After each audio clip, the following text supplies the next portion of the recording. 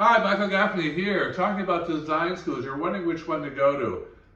Mine is the only one. For example, if a school in New York, let's say, is offering a all-day long 2 to 3 month program, I think, they are wasting your time. There is nothing you could possibly take everyday classes for 2 months.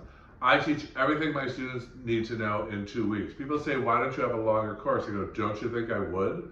If there was a reason to, if there was a profit, if there was something the students are missing, no.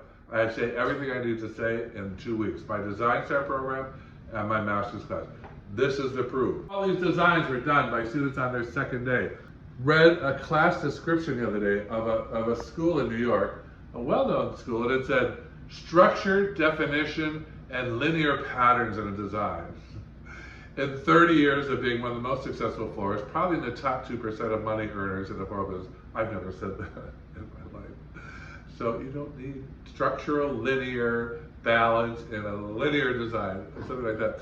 So you need hardcore, correct principles of design. They're simple. 2 plus 2 is, if you can answer that question, I can teach you to do this. I particularly love this one. It's sort of that boho vibe, lots of greens, minimal flowers. It's really hot. Here's a little topiary we did in class the other day. Here's a little Dutch Flemish design.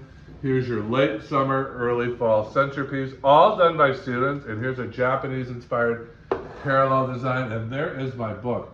I've got 3 books out if you want to buy a book. There's 3 Design Star, Flower Power, and Lessons from Pears. So I'm telling you, it's a great career. I love my job. I do it with these. Why? Because I know formulas. So if you want to learn how to do all this in about a day and a half, join me at school, flowerschool101.com. Keep blooming.